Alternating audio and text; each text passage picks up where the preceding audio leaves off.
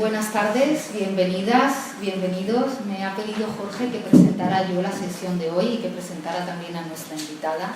Ella es Carmen Carceller, es psicoanalista, analista, miembro de la escuela, en la Escuela de la Academia de Psicoanálisis y miembro de la Escuela Mundial de Psicoanálisis.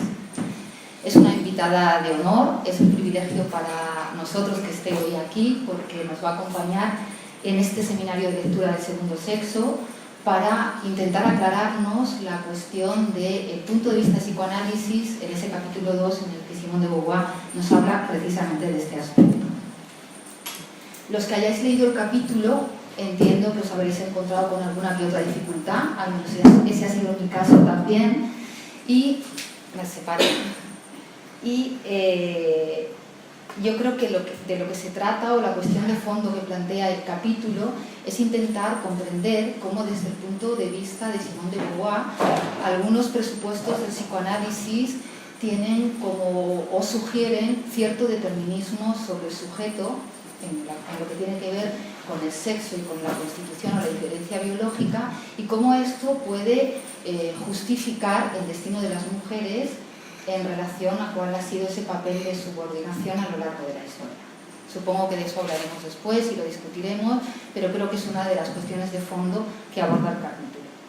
Pero el psicoanálisis, como podéis imaginar y como sabemos, también es una disciplina que ha evolucionado, igual que otras, a lo largo de la historia, y ya Freud, de alguna manera, así lo presentía, y en una entrevista que le hicieron en el año 1926, cuando ya tenía 70 años, decía en esta entrevista algo que os voy a leer porque me parecía muy revelador de lo que significa ese cambio, y es lo siguiente, esto lo leo.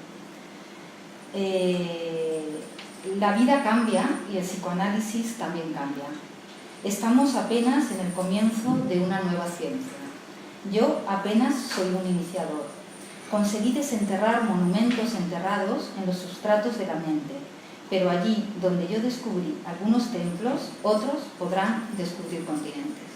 Es una entrevista maravillosa que os recomiendo, que se llama El valor de la vida, y donde nos da una idea ya de que cómo él se da cuenta que muchas de las cosas que él mismo va averiguando de alguna manera también van a ir evolucionando y van a venir otros detrás que las reformulen o nos las cuenten de otra manera. Este es uno de los casos de Lacan y también una de las razones de las que Carmen esté aquí, porque ella es de la escuela precisamente lacaniana.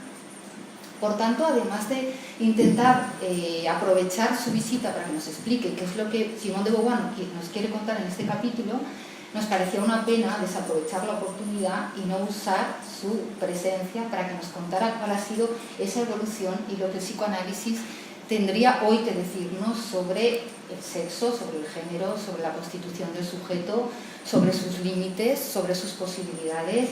También porque Simone de Beauvoir hace referencia justo en este capítulo a la cuestión de la libertad y a la cuestión de la elección como un punto crítico con respecto a ese determinismo que sugiere en el capítulo. Por último, pues eso, decir que además el psicoanálisis desde mi punto de vista tiene un valor liberador y emancipador, y que, bueno, yo soy una simpatizante confesa y solo es mi opinión. Carmen creo que nos convencerá un poco mejor en esta cuestión. Y por último también deciros que ella, que conoce en conjunto la obra de Freud, conoce la obra de Lacan también en su conjunto y en profundidad. Además, como me decía hace un momento, considera que el libro de Simone de Beauvoir es un referente, es un texto fundacional, y ella se refería a él hace un momentito aquí, charlando conmigo, como la Biblia, algo que tenemos que considerar y que tenemos que encontrar y que tenemos que desarrollar y entender. Por tanto, no podíamos tener mejor invitada hoy que ella, y yo creo que va a ser una sesión muy interesante y muy productiva. Te doy ya la palabra. La idea, si te parece, es dedicar 1 hora y media, o si necesitas un poquito más también, o menos, lo que tú veas, y después dejaremos un ratito para poder preguntarle cosas y para poder charlar y conversar con ella, que es otro de los objetivos de la sesión. Gracias a todos, os dejo ya con Carmen. Bueno, muchísimas gracias. Muchísimas gracias.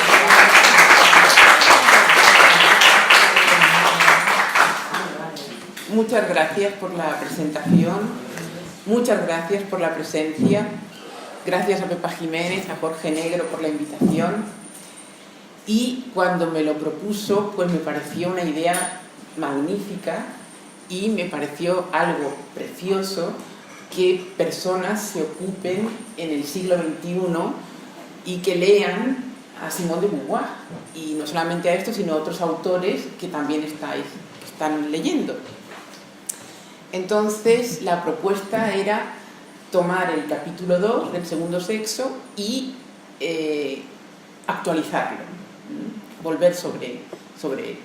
Me ha gustado mucho la cita que ha traído de Freud. Para mí yo la recomiendo muchísimo, esa entrevista, porque Freud ahí cumple 70 años y dice, es una entrevista maravillosa, no tiene ningún desperdicio, cada frase es una definición. Y me gusta mucho cuando dice esto del psicoanálisis, lo que está por venir del psicoanálisis, y también una definición que da el psicoanálisis que es una de mis favoritas, que yo en las clases la repito mucho. Dice: el psicoanálisis es el hilo para salir del laberinto del inconsciente. Es una definición muy moderna, ¿no? Porque no es que el psicoanálisis sea una bajada a los infiernos o una bajada hacia lo negro de los monstruos que nos habitan. No, es lo que nos permite el hilo para salir del laberinto que es el inconsciente, ¿no? Entonces lo dice ahí en esa... me lo ha recordado, digo, así como para ponerlo como frase causa. Es muy elocuente Freud ahí, y muy preciso y muy moderno, porque ahora si tuviéramos que decir una definición de psicoanálisis diríamos eso. Entonces, la tarea.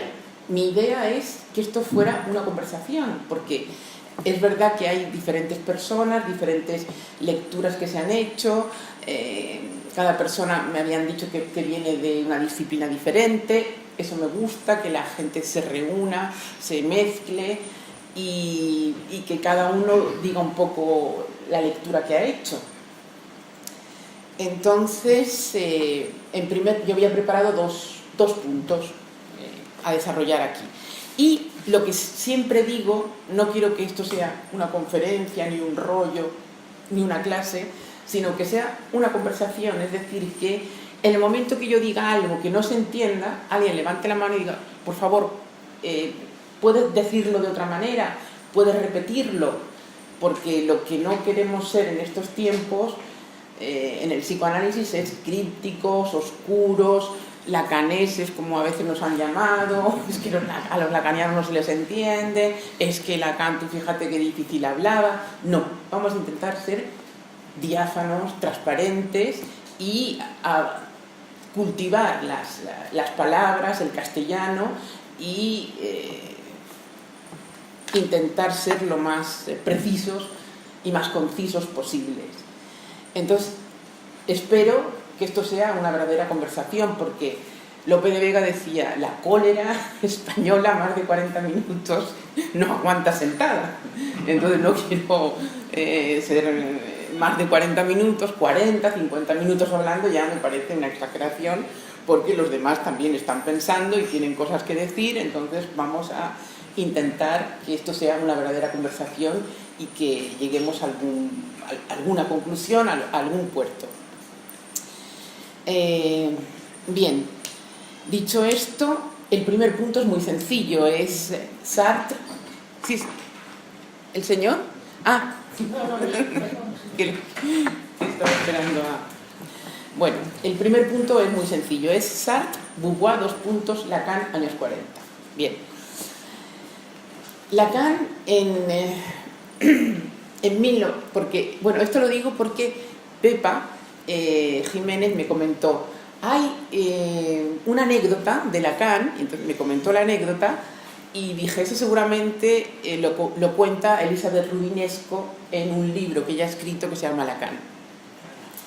Y así es, fui a buscarlo, allí estaba la anécdota, y me pareció que era algo para traer aquí, y para retomar, ¿no? En el año 2018 volvemos sobre ese punto que quedó pendiente entre el psicoanálisis y el feminismo de Simone de Beauvoir. Bien. En 1944 nos situamos en Francia. Francia estuvo con la ocupación nazi, aquello fue un trauma, aún hoy es un trauma para los franceses, la ocupación nazi fue horrorosa.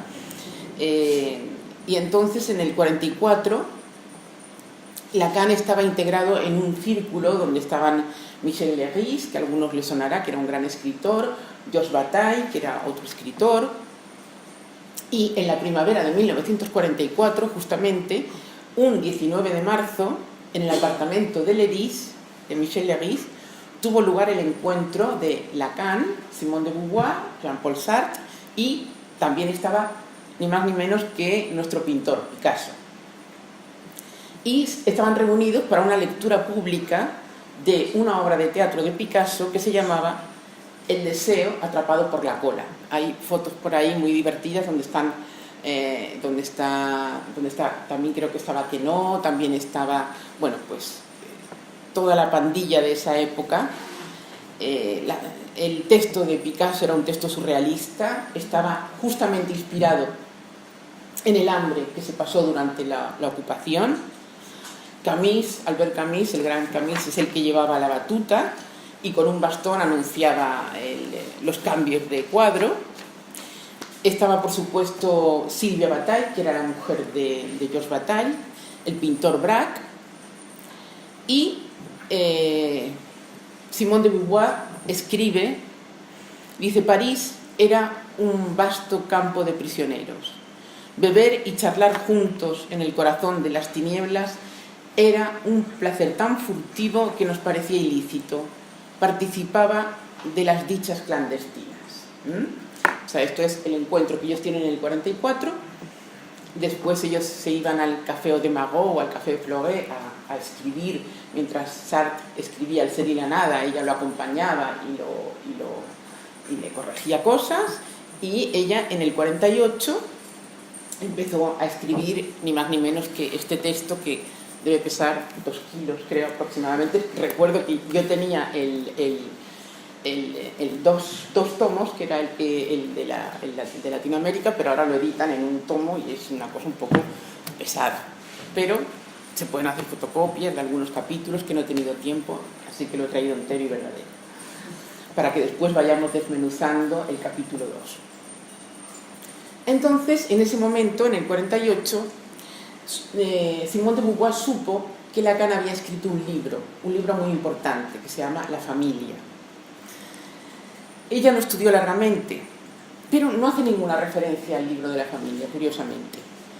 Telefoneó a Lacan para pedirle consejos sobre las querellas internas que había en la Sociedad Psicoanalítica Internacional sobre la sexualidad femenina, y Lacan respondió que necesitaría 5 o 6 meses de conversaciones para desenredar la cosa.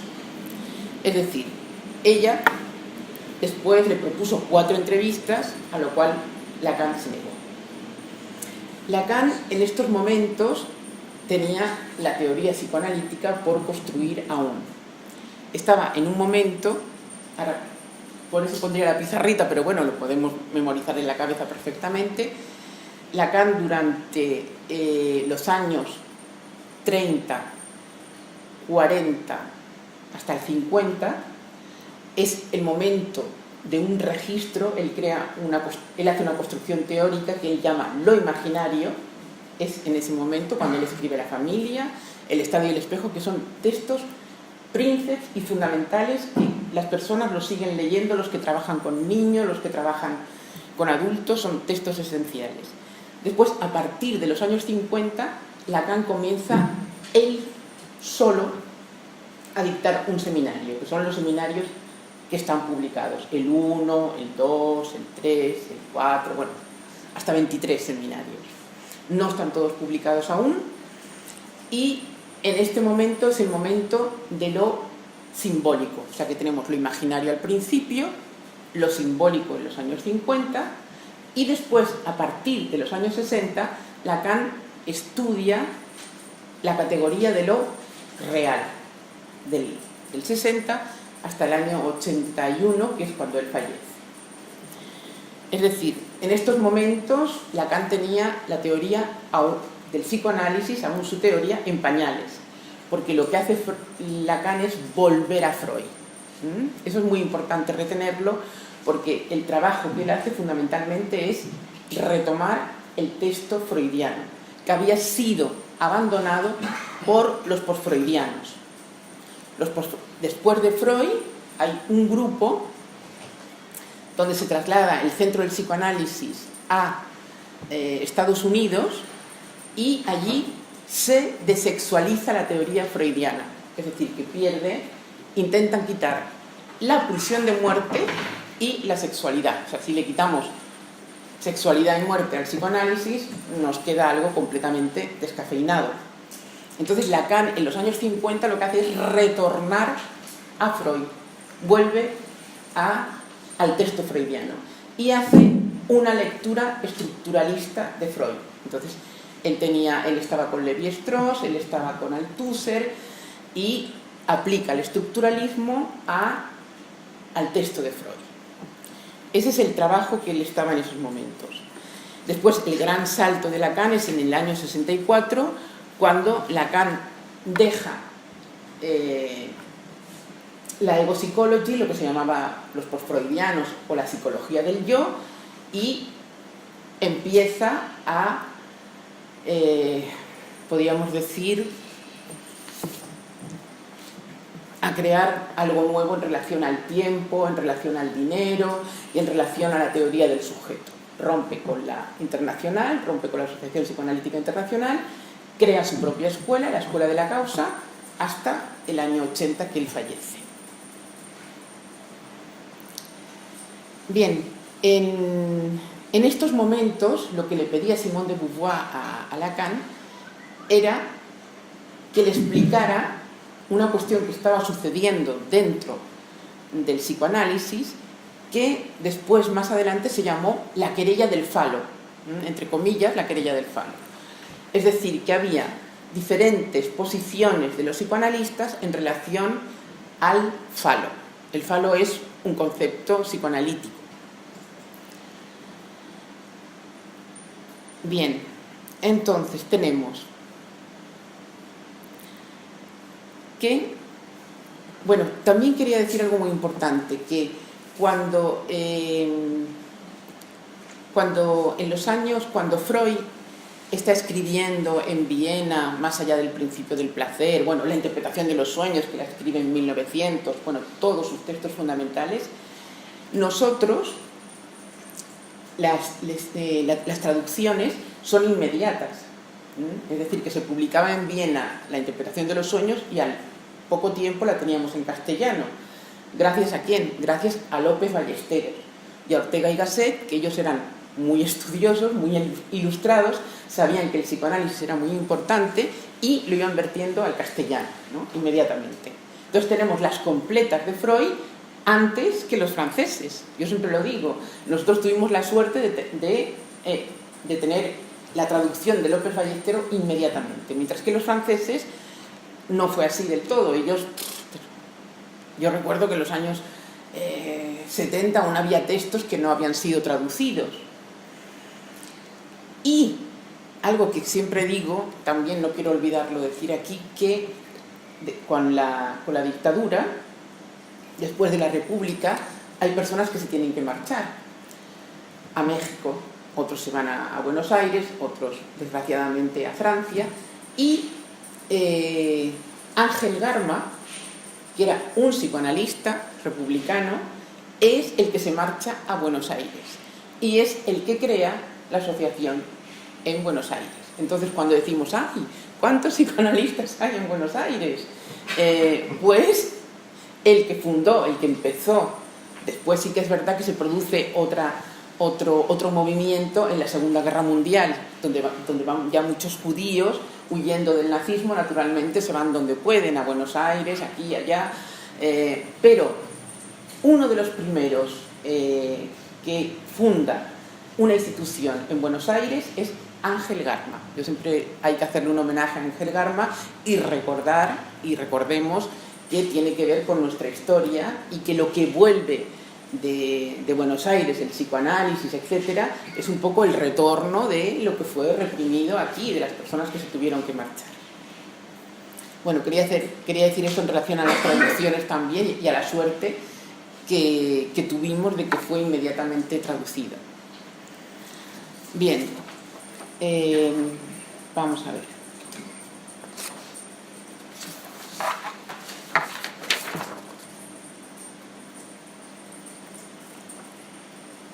Bien, vamos a adentrarnos ya directamente en el capítulo 2. El capítulo 2 que Simone de Beauvoir lo ha titulado El punto de vista psicoanalítico.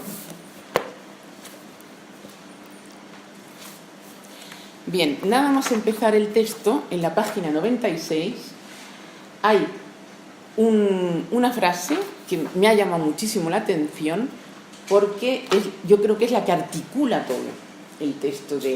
Lo he leído de una forma sintomática, de una forma sintomal, y la frase que articula todo el capítulo 2 es una frase que justamente no es de Freud, es de un tal Dalvier, y dice así: lo sexual es para Freud la aptitud intrínseca para desencadenar lo genital. Esta frase en su vida la hubiera pronunciado Freud. Este señor Dalvier es un filósofo francés, un señor muy importante, que fue maestro de Paul Ricoeur, ni más ni menos, que es el que ha escrito todas las historias del amor cortés, que Lacan después hace referencia al amor cortés en muchas ocasiones, y un señor muy interesante, pero es el que presentó en Francia las tesis de Freud, este tal Dalvier. Yo sinceramente no lo conocía, pero es lo que estaba hablando anteriormente. Esto es un señor que presenta a Freud en Francia, no es Freud, porque como estaba diciendo hace un momentito, Freud no estaba traducido. Entonces es como si leyéramos, no sé, pues en lugar de leer el segundo sexo según no sé cuantitos, pues no sería lo mismo, sería una versión sobre el segundo sexo, o una versión sobre el Capital, o una versión sobre no sé qué. Hay que ir a los textos inaugurales y leerlos tranquilamente. Entonces, esta frase que dice Dalvier: lo sexual es para Freud la aptitud intrínseca para desencadenar lo genital. Esto es a lo que Freud no pudo de ninguna manera concluir. Es decir, que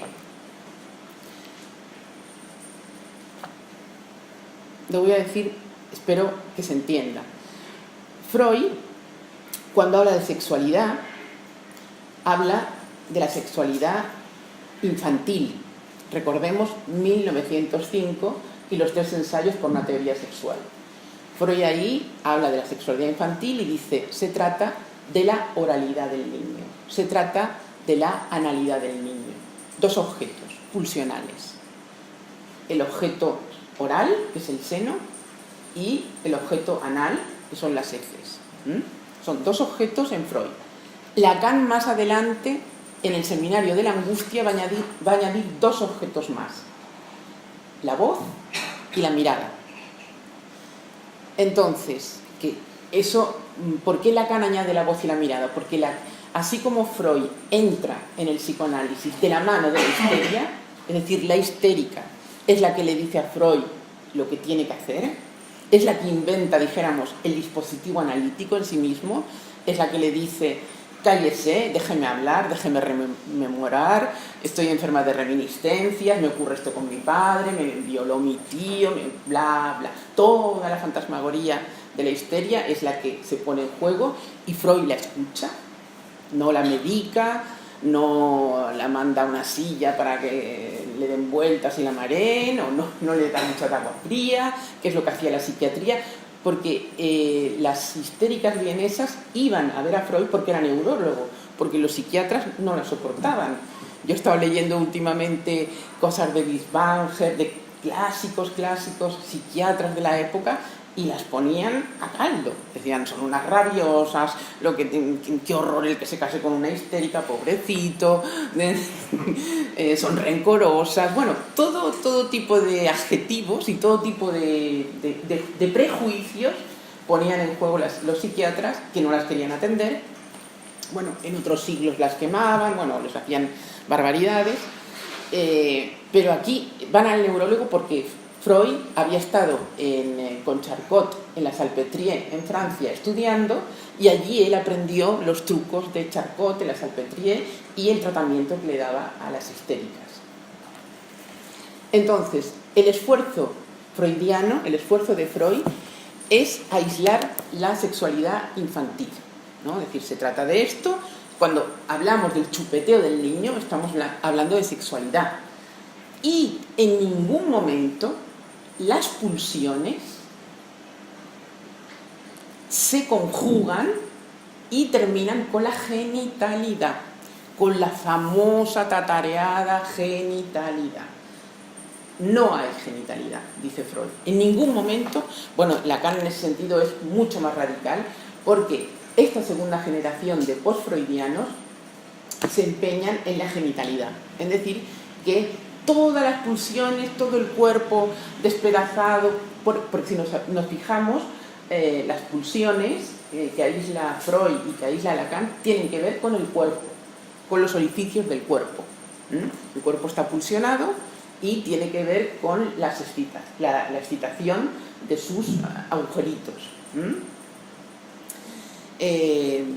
Entonces, en ningún momento Freud concluye con que el sujeto se genitaliza, sino que más bien el sujeto vive la pulsión como se las tiene que arreglar con la pulsión, y que no solamente está la pulsión de vida, sino que también está la pulsión de muerte, que nos lleva a lo peor.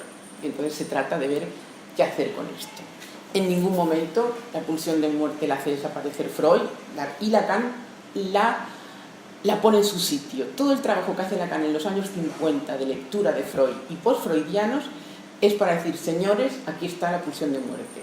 Señores, aquí está lo pulsional del sujeto, que no es lo genital, cómo se aspira, porque al final es pues encontrar una pareja, tener niños, bla, bla, bla, bla, bla. Vemos que eso ahora está ya casi obsoleto y que socialmente esto no tiene mucho sentido. Bueno, entonces la famosa frase de Dalbier, que critica, claro, naturalmente critica Simone de Beauvoir, hay que ponerla a nombre de Dalbier y no a nombre de Freud. Eso por una parte me parecía muy interesante. Yo creo que esta frase es la que articula todo el texto después hay otras cuestiones que voy a continuar con el texto. Esto más o menos ha quedado claro, se entiende fácilmente, ¿no? Y después de Dalbier nos trae ni más ni menos que a Marañón, que no es psicoanalista, sino que es un sexólogo, que desgraciadamente lo conocemos, que no tiene mucho que decir de la sexualidad ni del psicoanálisis. Bien, después otra cosa que tampoco es freudiana, porque lo que decía, ellos no tenían a Freud fresco, lo tenían enlatado con Dalbier y con otros autores. Otra cosa que dice, Freud describió primero de forma totalmente simétrica el complejo de Electra. Esto del complejo de Electra tampoco en ningún momento Freud habla del complejo de Electra. Freud habla siempre del complejo de Edipo.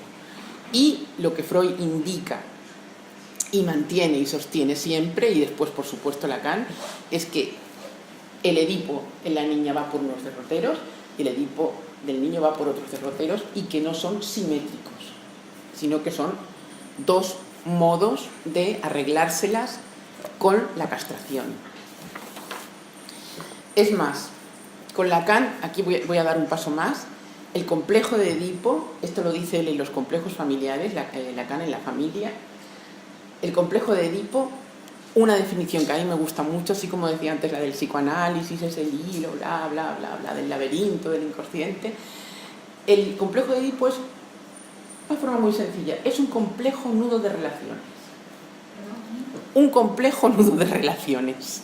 Eso lo dice Lacan y a mí me gusta mucho porque es muy sencillo y se entiende muy bien. Y no hace falta que pongamos al papá, a la mamá y al niño, sino que lo entendamos ahora que tenemos familias tan diversas, que podemos tener dos mamás, o una mamá y una mami, o dos papás, o lo que sea, pues un complejo nudo de relaciones. ¿Qué se salda? ¿Qué se sale de ahí? ¿Cómo sale uno de ahí? A través de las identificaciones.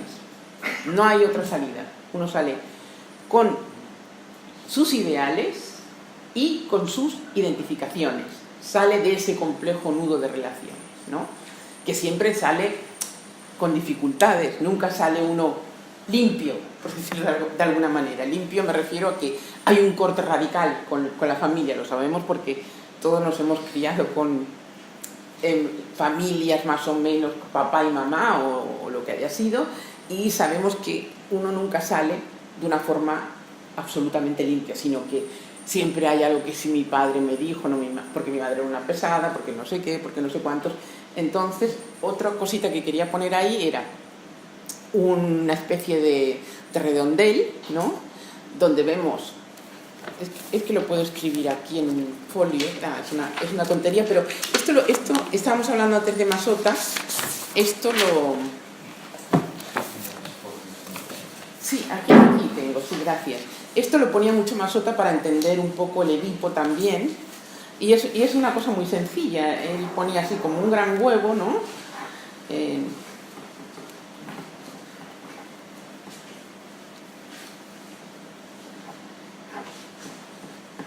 Vale, me ha salido más grande el huevo que el sujeto, pero bueno, sería así. Esto sería la célula narcisista, de la que habla Lacan, de la que habla Freud también. La célula narcisista es la madre fálica y el niño narcisista, es decir, la madre completa, repleta con su bebé, la madre fálica completa y el niño narcisista diciendo esta es mi mamá, y es una célula narcisista. Entonces de ahí, a través de ese complejo nudo de relaciones, que podemos poner aquí al padre, pero podemos poner al tío, pero podemos poner a la hermana, pero podemos poner, por ejemplo, pues se dice mucho, la profesión de la madre, el deseo de la madre, un deseo de madre que no se agota en el hijo, que es conveniente que sea así para que no se lo coma, claro, para que no devore al niño, como Saturno. Entonces, ese complejo nudo de relaciones es sencillamente esto, esa célula narcisista que se funda con la persona que nos cuida, la persona que nos protege, que es la madre, otra persona que está fuera, que hace posible ese corte, y después ya tenemos al sujeto dividido aquí, procurándose objetos. Por eso lo he puesto dividido ya, porque el sujeto sale más o menos de esa célula a trancas y a barrancas, ¿no?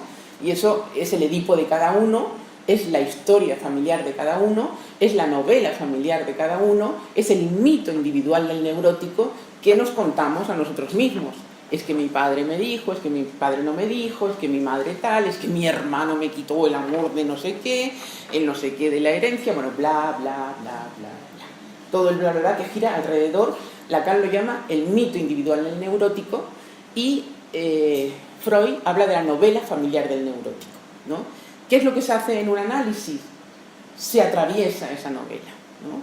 Uno la cuenta, la dice, la repite, no para apropiarse de ella, no para decir este soy yo, no, todo lo contrario, sino para separarse de eso, salir como sujeto lo más limpio posible. Nunca vamos a salir como los robots perfectos, sino más bien un poco a trancas y a barrancas, divididos siempre entre lo fálico, entre el falo y la castración, entre el goce y el deseo, porque la división subjetiva, nuestra división subjetiva pasa por ahí.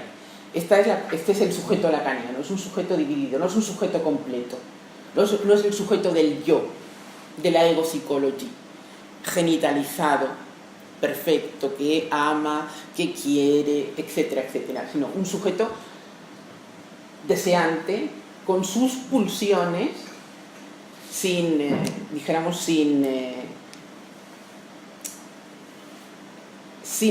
la supuesta, la famosa genitalidad que Lacan tantas veces critica. Entonces, tenemos el complejo de Edipo. Bueno, es que habla mucho del complejo de Edipo y entonces habla de Stekel, habla de Electra, de la fase autoerótica, del superyo.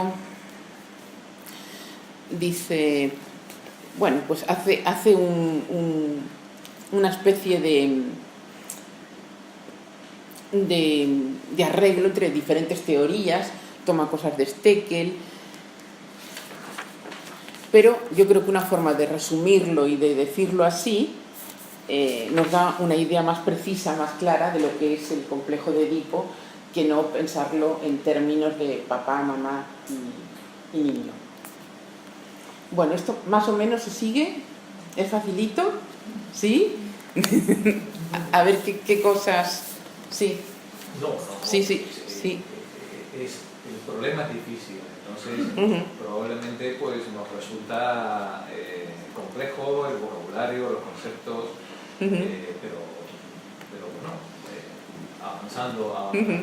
andando se avanza. Sí. Pues claro, porque estamos hablando del complejo de Edipo, estamos hablando de la división subjetiva, del sujeto lacaniano, el sujeto que construye Lacan, igual que el que construye Freud, es binario, es un sistema binario. Freud habla pulsión de vida, pulsión de muerte, Lacan habla falo-castración.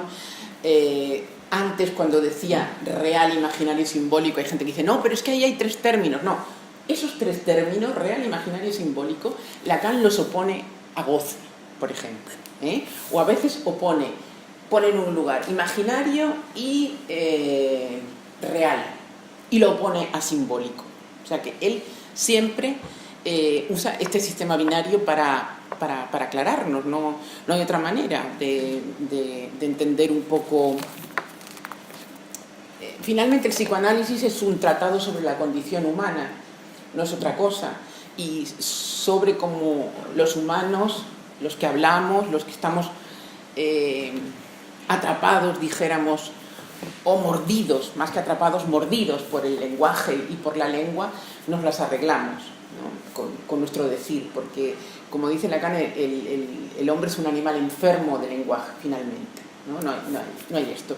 Y una forma de entenderlo, una forma es estos sistemas binarios que creamos que es mejor pensarlo así que no pensarlo del lado de la psicopatología clásica psiquiátrica, o de otra cosa más aberrante, del DSM-3 o del DSM-4, que algunos que son médicos lo conocen y saben que eso es una aberración. Eso no es ninguna teoría sobre la condición humana, es una serie que eso es lo que usan los psiquiatras actualmente, es tomar una serie de índices, una serie de irregularidades, dijéramos, de conducta, y aplicarles una pastilla. Es decir, para este trastorno, son todo trastornos, para este trastorno tal cosa, para este trastorno tal otro. Y, curiosamente, es algo que se ha ido pactando socialmente también, civilmente, quitar la histeria. La histeria ha desaparecido. Es curioso que la histeria haya desaparecido. Es curioso que se hable de bipolar, ¿no? En lugar de las clásicas psicosis, que eran manía, melancolía, paranoia. No, ahora todo es bipolares. ¿Por qué? Porque está la pastilla para el bipolar, ¿no? Porque está la pastilla para la anoréxica, para el no sé qué, para el no sé cuántos. Y bueno, esto es... Realmente el otro día lo hablábamos con un colega psiquiatra, es un gran fraude y un negocio farmacéutico.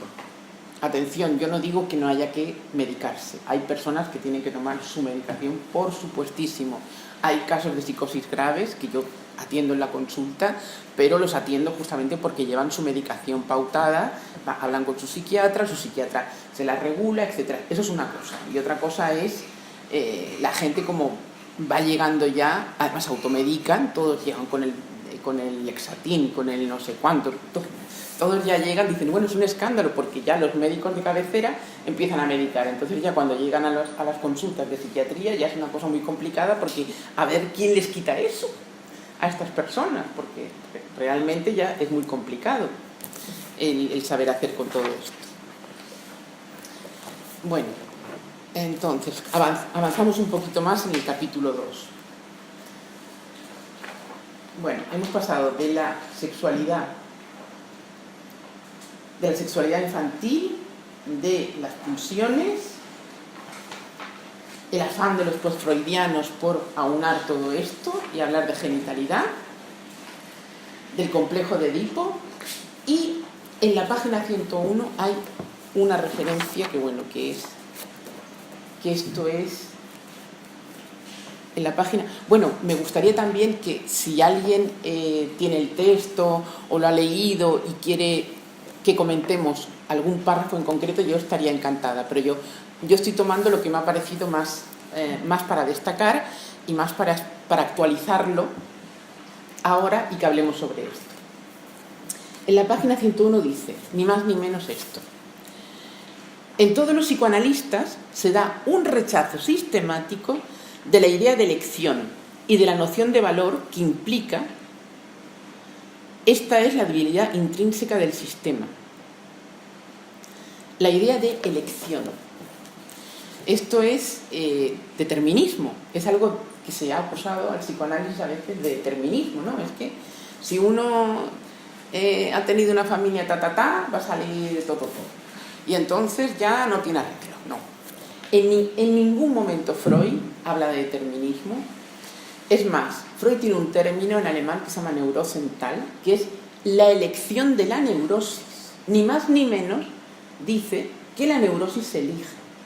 Entonces, si la neurosis se elige, si hay algo en relación al síntoma que se elige, lógicamente después, si uno enferma por las palabras, podríamos decir, se puede curar a través de las palabras y a través del lenguaje y a través del amor de transferencia, etcétera, etcétera, etcétera. Entonces, es más, Lacan, como decía, Freud entra de la mano de la histeria y Lacan entra de la mano de la psicosis. El primer caso de Lacan es el caso M, que es el último. Hay muchos psiquiatras que lo dicen, y no son lacanianos, que dicen que el caso M, que está publicado en el siglo XXI, es la última tesis de psiquiatría que se ha escrito en el siglo XX. No hay más tesis de psiquiatría, y es verdad, porque es riguroso, Lacan siempre es muy riguroso, es un estudio maravilloso sobre la paranoia autopunitiva. M era una persona que le atendió en el hospital, que había hecho un pasaje al acto. Ese pasaje al acto era que había ido a buscar a una actriz y la había acuchillado. Y entonces llega al hospital y Lacan la toma, la escucha, etcétera, etcétera. También en ese hospital atendió a Marguerite Duras, que también tuvo algunos brotes, y después Lacan, en los años 60, le hace un homenaje a Marguerite Duras, maravilloso. Es un texto que a mí me encanta, el homenaje a Marguerite Duras, que está publicado en los otros escritos, donde Lacan a mí me encanta ese texto porque ahí nos da la pauta de lo que es el artista. Habla, por supuesto, de la escritura de Marguerite Duras. Quien va a poner en duda que escribe muy bien, que inventa casi una escritura nueva?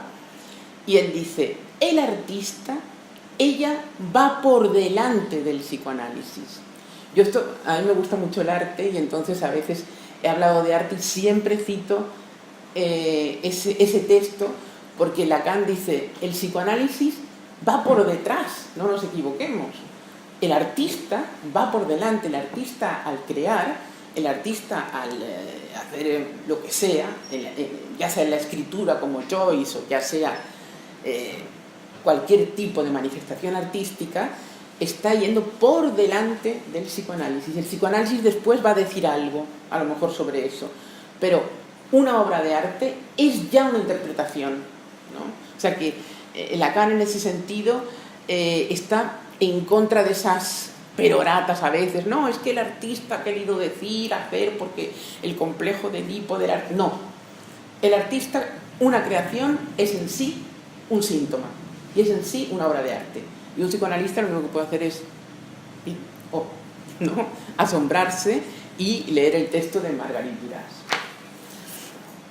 Entonces, sobre la elección. En todos los psicoanalistas se da un rechazo sistemático de la elección y de la noción de valor que implica esta es la debilidad intrínseca del sistema, nos dice Simone de Beauvoir. Bien, lo que estaba diciendo, Lacan entra con el caso M y sigue con la psicosis.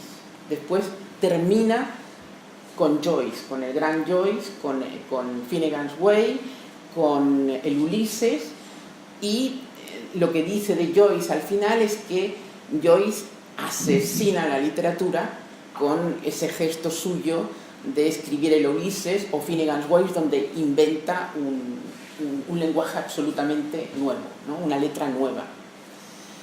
Entonces, su pasión por la psicosis, escribe 2 textos muy importantes y en estos textos él dice: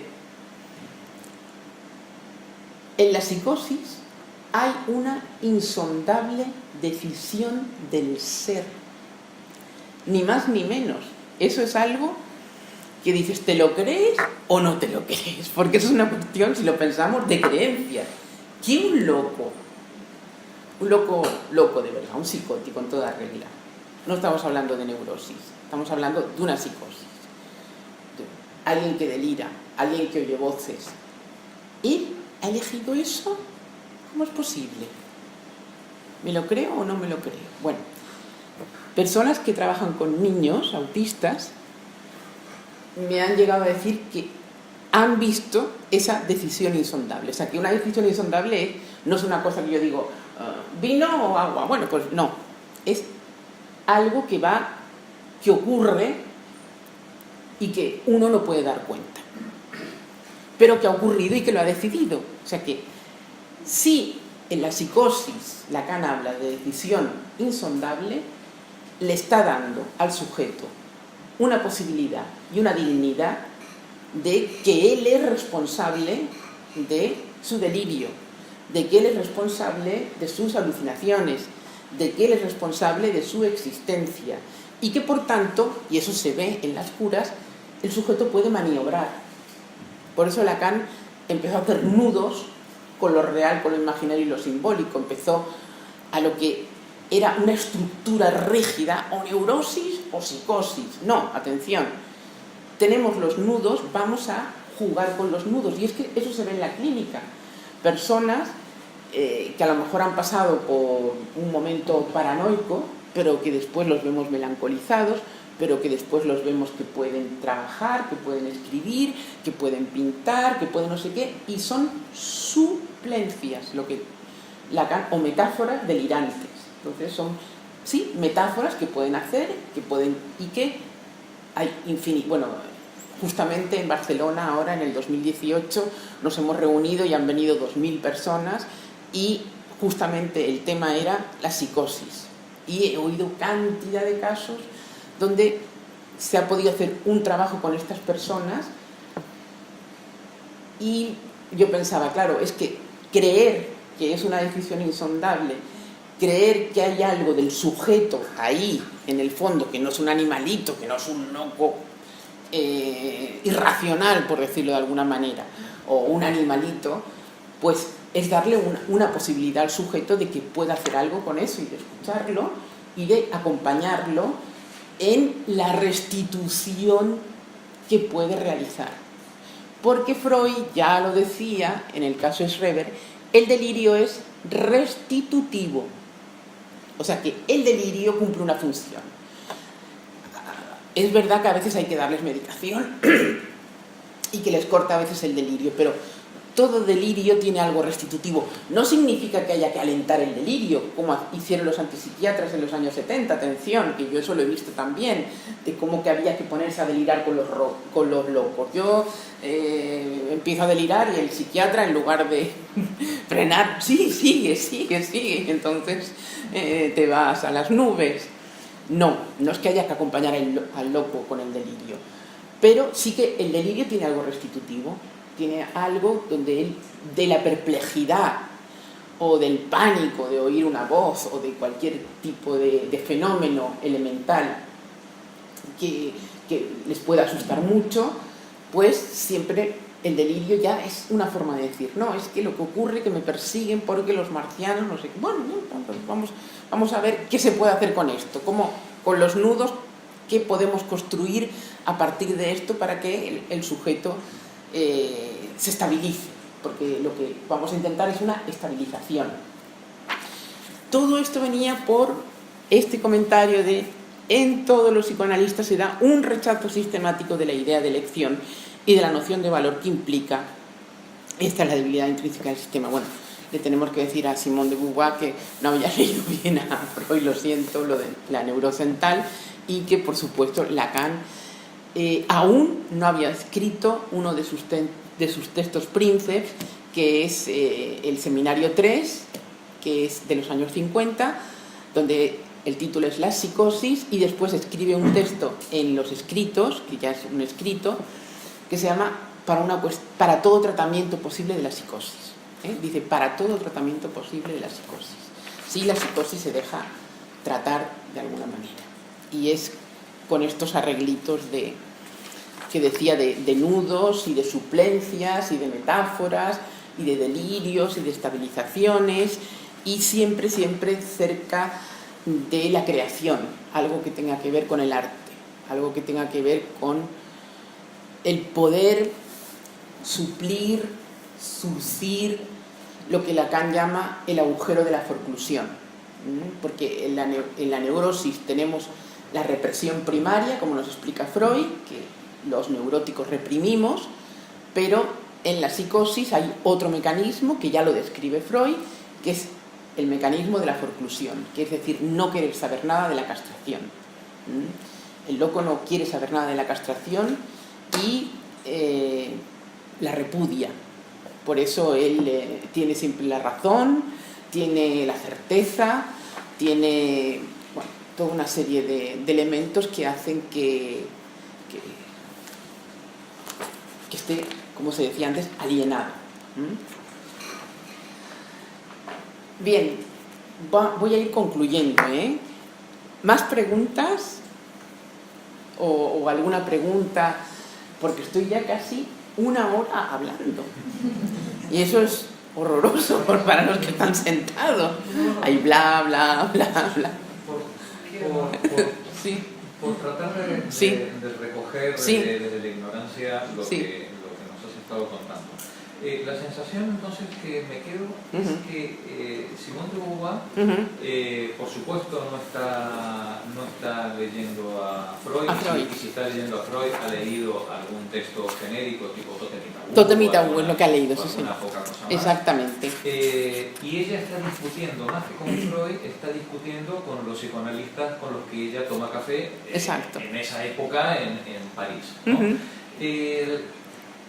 Y probablemente ella ha recibido de esos psicoanalistas una visión un tanto determinista, que es la que ella está rechazando. Exacto. Y otra cosa que me sorprende mucho a la hora de... Mejor dicho, no es que me sorprenda, como todas las cosas que nos sorprenden, uno ya las ha intuido previamente, entonces uno dice, fíjate, qué interesante, ¿no? Se está produciendo una especie de sinergia entre el año 45 y el 55 entre un grupo de intelectuales que son muy disímiles y sin embargo se están retroalimentando mutuamente. Los existencialistas, Lévi-Strauss, Lacan, la filosofía de la época de Simone de Beauvoir, que también está desarrollando a partir de Heidegger nuevas líneas de pensamiento, más la ciencia y la epistemología y la economía de la época, de mano del marxismo también, y del liberalismo, que también están desarrollando, pero me estoy dando cuenta que se están influyendo mutuamente, de manera que 10 años después vamos a ver elementos de todos en todos. ¿Puede ser? ¿Eso ¿Esa sería una visión razonable? Sí, hay algo de esto. Sí, hay algo de esto, porque en todo ese grupo falta Michel Foucault, que es el que empezó con la biopolítica. Y ahora, por ejemplo, todo el feminismo actual, Beatriz Preciado, Judith Butler, Virginie Despentes, parten del concepto de biopolítica de Foucault. Sí que es verdad que hay como una especie de retroalimentación. De todas formas, en el libro de Elisabeth Roudinesco es la que ha escrito un tomo así sobre Lacan. A la familia de Lacan no le gustó mucho porque puso a Lacan tomando el sol. Está Lacan semidesnudo y está ahí puesto. Porque él era muy trabajador. Lacan es verdad que no dormía, creo que dormía 3 o 4 horas. También es verdad que se divertía mucho, pero era una persona muy inquieta, que leía barbaridades. Las referencias de Lacan son inmensísimas, no las podremos leer nunca, porque son en todos los seminarios. Te puede estar hablando de filosofía, pero después de física cuántica, pero después de autores completamente desconocidos que tenemos que ir a buscar y que han escrito, a lo mejor, por ejemplo, yo recuerdo una vez en un texto hablando de la letra y del inconsciente, un texto de José Stalin, que había escrito Stalin sobre el lenguaje, y es un texto bastante bueno, por cierto, y fuimos a buscar el texto de Stalin a ver qué decía. O sea que las referencias son múltiples, y era muy trabajador. Entonces Elisabeth Roudinesco es la biógrafa de... Y ahora van a hacer una película, pues ya la han hecho, que Sam Penn va a hacer de Lacan. Y están los familiares muy enfadados porque se llama Lacan el seductor. Entonces, claro, ya dice, y Sam Penn y Hollywood a saber lo que hacen, ¿no? Pero lo han tomado de la Roudinesco.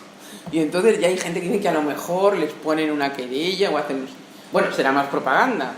Ya querremos ir a verla todos desesperadamente. Una vez impuesta la prohibición, ya saltaremos al cine. Pero bueno, Elisabeth Roudinesco, lo que iba a decir. Elisabeth Roudinesco ahí cuenta ella hay cosas que acierta, otras cosas que no.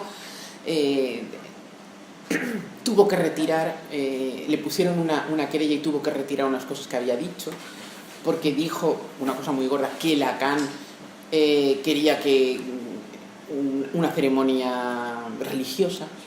Claro, eso ya es el colmo. Entonces ya la hija Judith Lacan le puso una querella y tuvo que retirar esto que había dicho. Pero ella lo que dice ahí es que hay un momento en que estas vertientes, que estos autores que apuntabas se separan un poco y se queda Foucault y Lacan más, y Derrida y toda esa pandilla más cerca, y se queda Sartre como más... retoman a Heidegger, que estaba proscrito por su relación con el nazismo, etcétera, por la famosa cátedra esta que él tomó, y entonces se quedan todos más del lado de la falta en ser y de Heidegger con Foucault y con Lacan, ¿no? Y tienen más protagonismo que Sartre. De hecho, en el mayo del 68 los estudiantes se dirigían a Lacan. Es más, igual esto es un poco delirante, lo que voy a decir. Esto forma parte ya de mi delirio absoluto. Pero hay personas que dicen en Francia que después del mayo del 68, el mayo del 68 se produce justo en el momento que estábamos hablando del año 42, 44, las personas están muy contentas, como hemos visto al principio, se reunían en las casas, bebían, etcétera, y tenían relaciones divertidas, hombres y mujeres, y nacen niños. ¿no? Estos niños se les ha llamado así, les enfants de la liberación, ¿no? Daniel Cohn-Bendit, todos estos que nacen y viven en una Francia ya de la sociedad de consumo a tope, ¿no? Y el hastío por la sociedad de consumo, el hastío por todo esto, más en esos momentos la clase trabajadora que estaba siendo machacada absolutamente, se unen y es el legado, porque eso ha sido un legado, el mayo del 68, tan hermoso, con esas pintadas tan estupendas, y Lacan estuvo con ellos, Lacan estuvo muy cerca de ellos. Después los criticaba, pero sacó a Cohn-Bendit con su coche, bueno, hizo huelgas, etcétera, etcétera, y conversaba con ellos, ¿no? Y conversaba con ellos. Sartre se quedó más fuera. Y aquí viene lo delirante. Hay personas que dicen que todas esas personitas que se quedaron colgadas después de mayo del 68, cuando De Gaulle dice, se acabó, subimos los salarios, hacemos no sé qué, y todo el mundo, y se restablece la normalidad, todos esos niños se quedaron. Y también ocurrió en Alemania, y en Alemania tuvimos la Baden-Meinhof. En España, bueno, en España estábamos con el caudillo, pero también había terrorismo, estaba el FRAP, etcétera, que eran también inquietos. Y en Francia no hubo terrorismo. Entonces hay personas que dicen, ¿por qué estaba Lacan? ¿Es delirante? No sé. Porque estaba Lacan, que los tomó en análisis, es verdad. Todas esas personas se fueron a analizar con él y no mataron a nadie. Bueno, quizás sea esto un poco así, pero lo que me refiero es que Lacan fue el interlocutor de los jóvenes del 68, que ahora justo hace 50 años, y que fue un momento precioso en la historia, bueno, todo lo que el legado, sus frases, los adoquines, las playas, etcétera, etcétera, ¿no? Y bueno, continuamos con el capítulo 2, a ver qué más cosas del capítulo 2. Bueno, más preguntitas, que he dicho que ya estoy una hora hablando, que es mucho. Si alguien quiere preguntar algo más o hacer algún comentario o de su experiencia, contar algo. Bueno, pues ahora hay algo que tenía que decir, claro. Bueno, he hablado bastante de la elección, la importancia de la elección y por qué esa cosa delirante, que también es un poco delirante, dice la insondable decisión del ser en la psicosis, ¿no? Nos da la posibilidad de eso, de construir un sujeto digno, un sujeto dividido, un sujeto que puede, dijéramos, restaurar su dignidad y es preferible creer eso, decía antes, que bueno, que toda la cuestión del SM3, bueno. Y ahora quería adentrarme ya para ir concluyendo en una cuestión que trabaja también Simone de Beauvoir, que sí que es muy interesante, cuando habla del complejo de virilidad en las mujeres. Después Virginie Despentes, Beatriz Preciado, Judith Butler también atacan este complejo de virilidad, porque ellos dicen, cuando las mujeres se manifiestan, cuando entran en actividad, se les llama que son viriles. ¿Esto qué es? Como esto es progresista, esto está bien, ¿qué pasa con esto?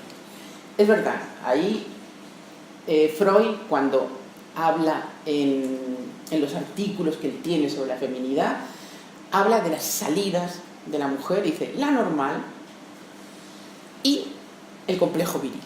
Eso es freudiano, es auténtico y tiene razón. ¿Qué hacemos con esto de la virilidad, no?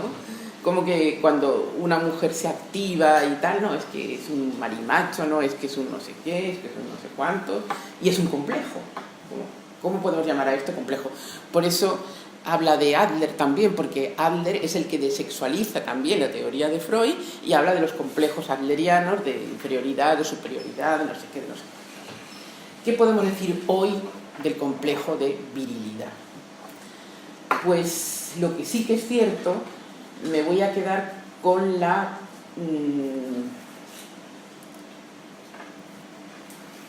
vamos a ver, no sé cómo explicarlo. Hay algo en la neurosis histérica que se manifiesta, y es un término que a veces usamos los lacanianos, que hay algo del empuje al hombre en las mujeres. Pero esto es justamente lo que se trata en un análisis, ese empuje al hombre. ¿Para qué se trata eso?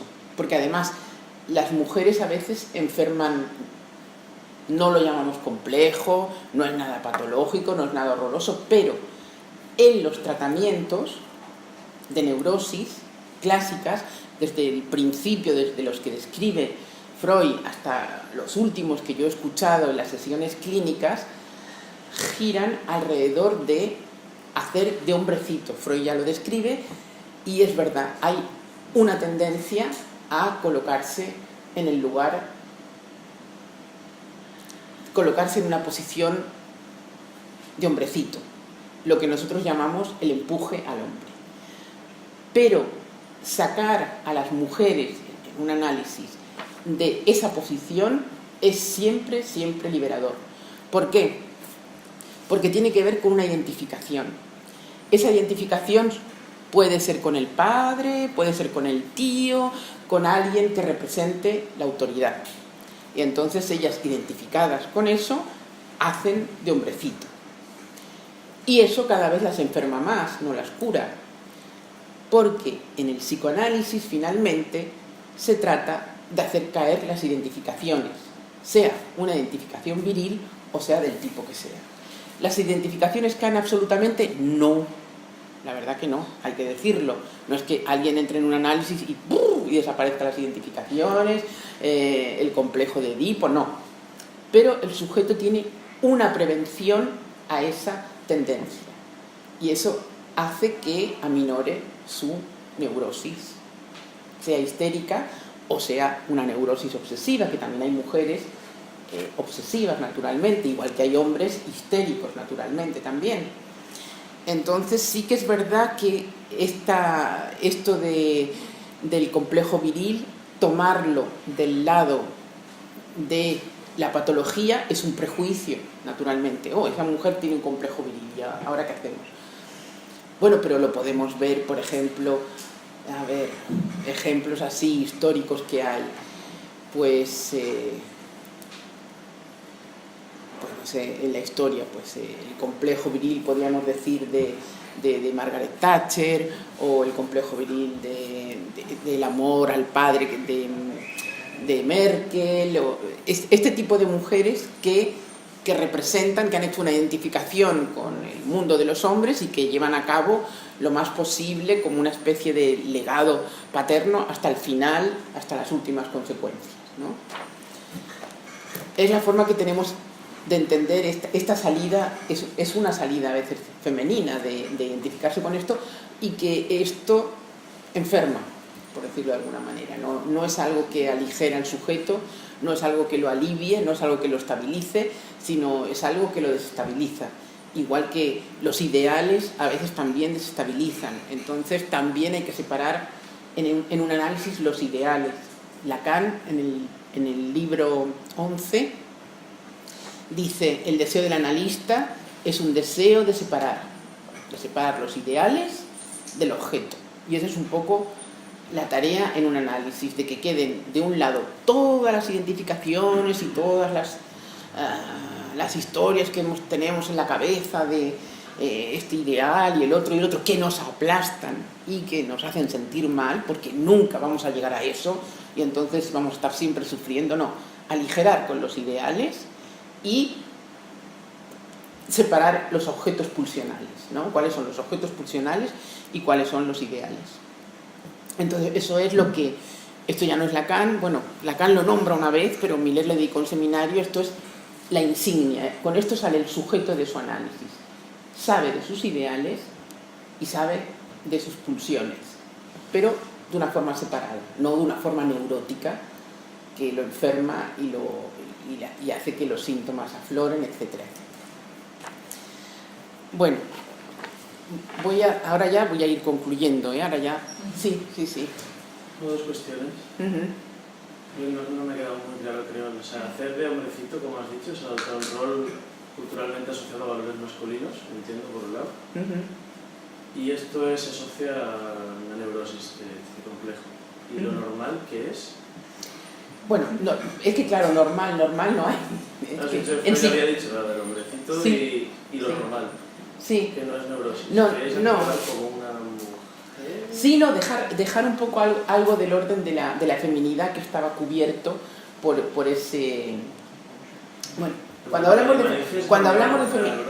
de feminidad, cuando hablamos de femenino, hablamos de una invención.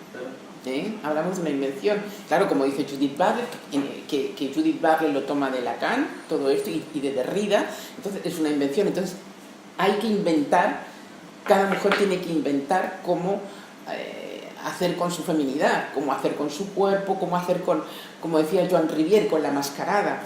Joan Rivière, por ejemplo, Virginie Despentes, que es muy radical, habla de una psicoanalista, y de la única psicoanalista que cita es a Joan Rivière, que es post-freudiana.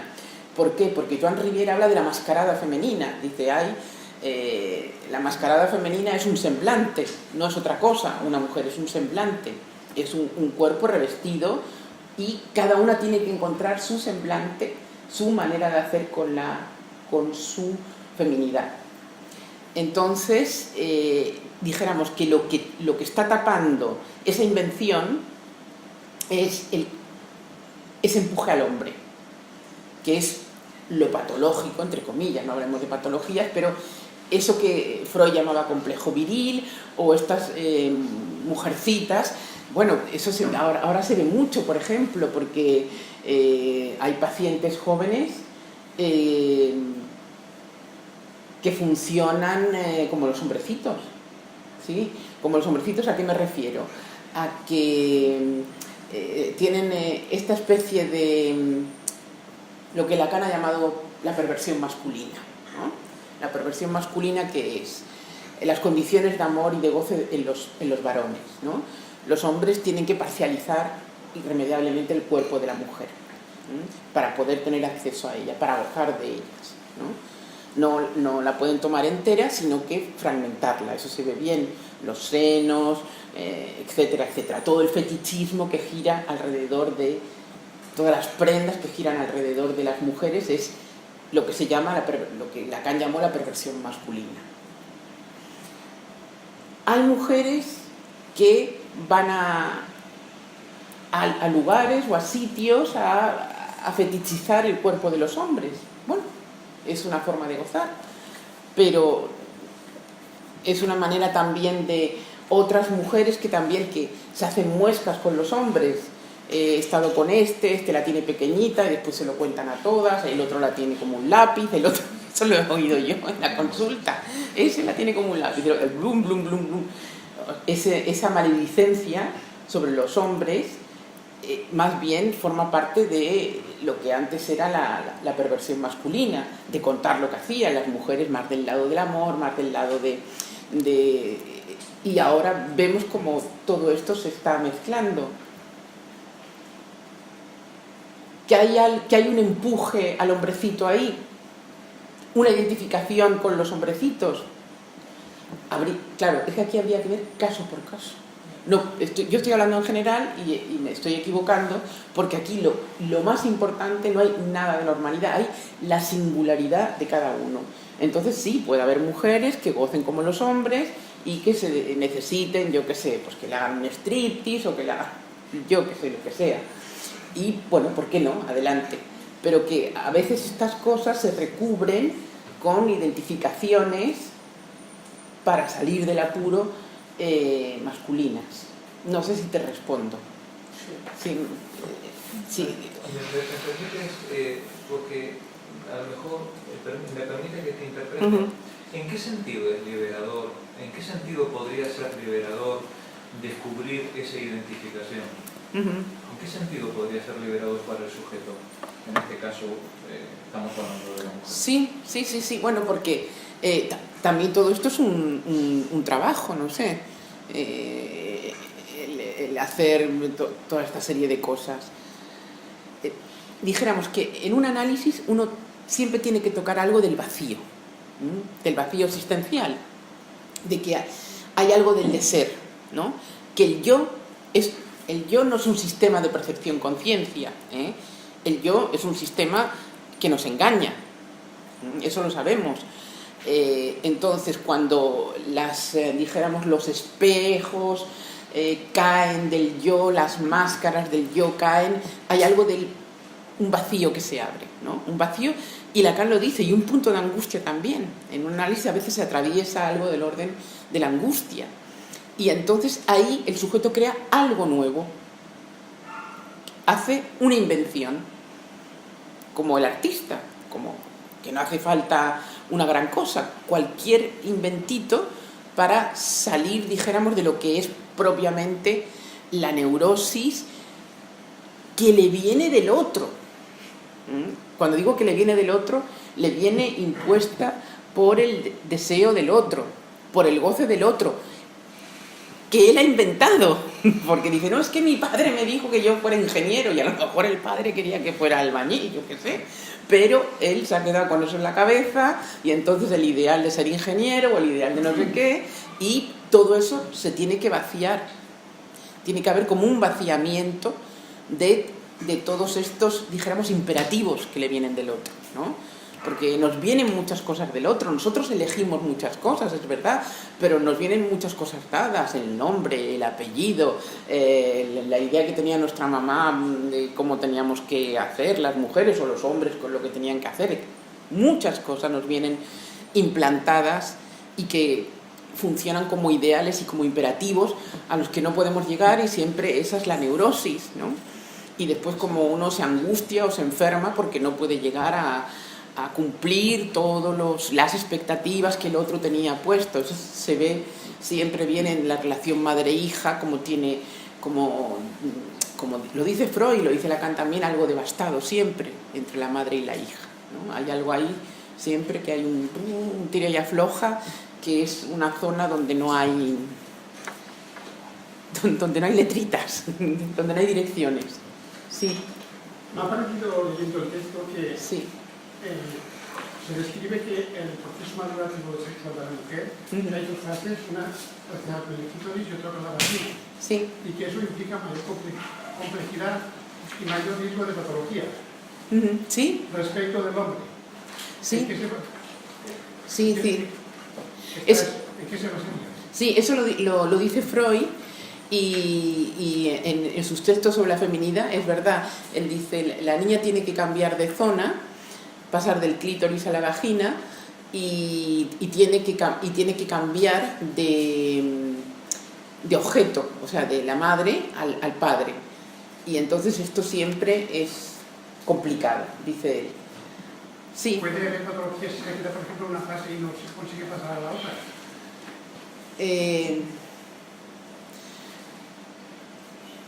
Porque pero los procesos son, digamos, esenciales para tratar la normalidad que cometen el proceso. Si, por ejemplo, por lo que sea, no se llega a la fase vaginal, ¿qué ocurre? ¿Hay patologías a nivel? No, es que ahí cada mujer goza de una manera. Entonces dijéramos que, bueno, son lo que se llamó el punto G, ese famoso, que es un poco ridículo porque era localizar el goce femenino, ¿no? Pero tiene algo de que cada mujer se las arregla con su cuerpo de una manera diferente, no es ninguna garantía el goce vaginal o el goce clitoridiano. La mujer, además, dijéramos que está habitada por otro goce, que no es el goce fálico.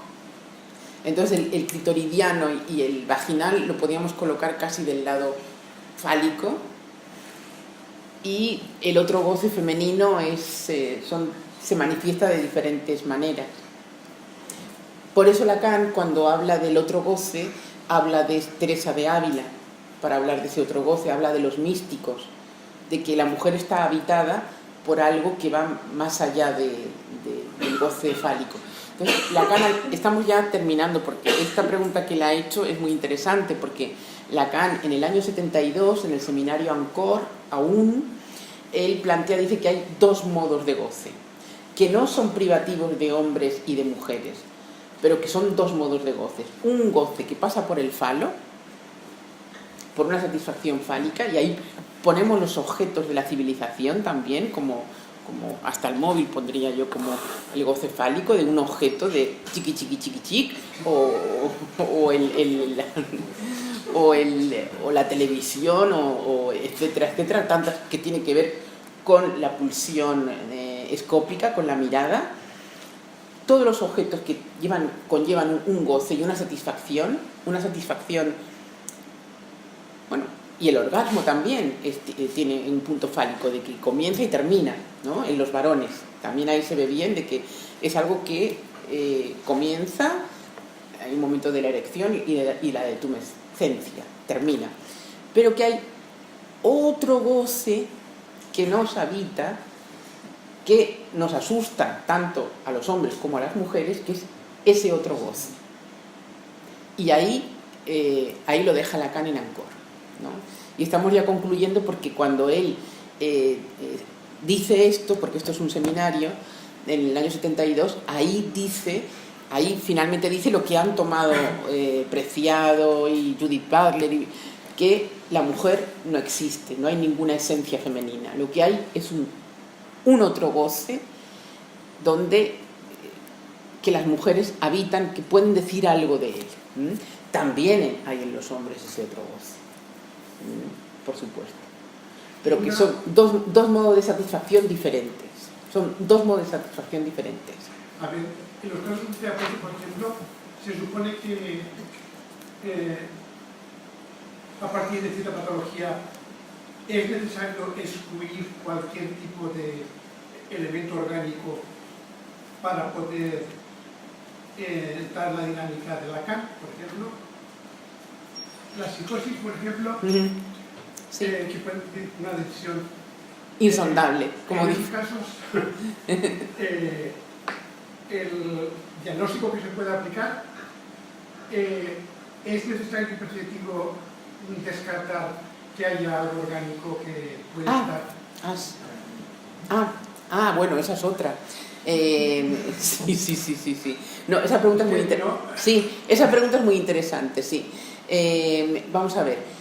No hay ningún gen, no hay nada en relación a la esquizofrenia. Lo han intentado por activa y por pasiva, encontrar un gen que nos dé la esquizofrenia o un gen que nos dé la homosexualidad, y siempre han sido noticias fantasma que a veces aparecen en el periódico, pero que después hablas con los científicos y hablas con la gente realmente letrada que sabe de estas cuestiones, y no hay ninguna causa, dijéramos, orgánica o genética o biológica para que nos dé una psicosis o para que nos dé un homosexual. Eso es una barbaridad, pero lo han llegado a decir hasta de los homosexuales. Freud en Viena, cuando le trajeron una chica homosexual para que su padre la trajo a la consulta, le dijo: oiga, que mi hija es homosexual y quiero que sea heterosexual. Y le dijo: mire, pues lo mismo es, dice, que este heterosexual sea homosexual, yo no puedo hacer esto. Es que tan complicado es una cosa como la otra. O sea, en estas cuestiones se cuentan bulos de la ciencia, porque les interesa para vender pastillas o para vender no sé qué productos, pero científicamente no está probado que haya nada orgánico. ¿Que hay focos irritativos cerebrales? Sí. ¿Que a veces salen en los mapas cerebrales? Sí. Pero no sabemos qué es antes, el huevo o la gallina, si se han producido por el uso, dijéramos, que se ha hecho de esto o lo otro. Otra cosa son enfermedades degenerativas, claro, un Alzheimer o este tipo de enfermedades degenerativas, sí. Ahí sí que hay un daño, de la destrucción de las células cerebrales por lo que sea, pues sí que hay un daño naturalmente orgánico, biológico, detectable, que sale en un TAC, pero todas las demás enfermedades no salen en un TAC y no salen en una radiografía. Esa es la ilusión de la ciencia, esa es la gran ilusión de la ciencia, pero No ha ocurrido aún. Bueno, si sale diremos, bueno, pues mira, tenían razón, ya está, nos tomaremos una pastilla para no sé qué, pero mientras tanto no. Yo tengo una pregunta también, Sí. Carmen. Entonces, desde psicoanálisis podríamos decir que no hay una cuestión que sea lo femenino y otra que sea lo masculino, o si la hay, no está asociada necesariamente al hecho de tener un cuerpo de mujer o tener un cuerpo de hombre. Eso nos lo podrías explicar un poco más, porque creo que hay una de las confusiones, ¿no? Es como que sí. lo saludable si eres mujer es tener un comportamiento femenino y no sabemos qué es eso de lo Exacto. femenino. Si eres un hombre, lo saludable es un cuerpo masculino, Sí, sí, sí. una psique masculina. ¿Podrías explicar un poco cómo eso luego en la realidad está totalmente mezclado y además somos todos víctimas de las dos cosas, ¿no? Sí. De lo femenino siendo hombres, Sí. de lo masculino siendo mujeres, ¿no? Exactamente, sí, sí, porque venimos con un cuerpo, nacemos con un cuerpo, sea el que sea, y después lo que viene sobre ese cuerpo lo vamos a pensar así. Yo creo que de una forma muy sencilla. Lo que viene sobre ese cuerpo son dichos, son palabras que vienen del otro, ¿no? Del gran otro. El gran otro, como dice Lacan, es el tesoro de los significantes, ¿no? El que nos dicen es una niña, la vamos a vestir de rosa, o es un niño, lo vamos a vestir de azul, bla, bla, bla, bla, bla.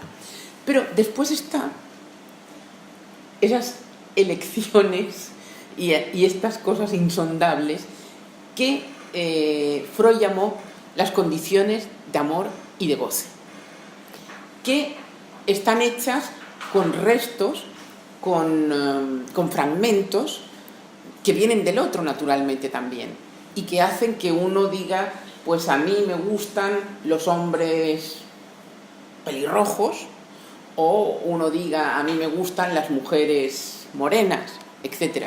Y me gusta que sean así o asá. Y eso tiene que ver con las condiciones de amor y de goce que cada uno elige o toma. Y eso no tiene nada que ver con su cuerpo. O sea que ahí estamos diferenciando lo que es el sexo, lo que es el género y lo que son lo fundamental, las condiciones de amor y de goce, que es un concepto freudiano, que Lacan lo toma así, que eso es lo que uno en su análisis va aislando también, porque dice, ay, ¿y yo por qué me he casado con este hombre? ¿Qué es lo que me...?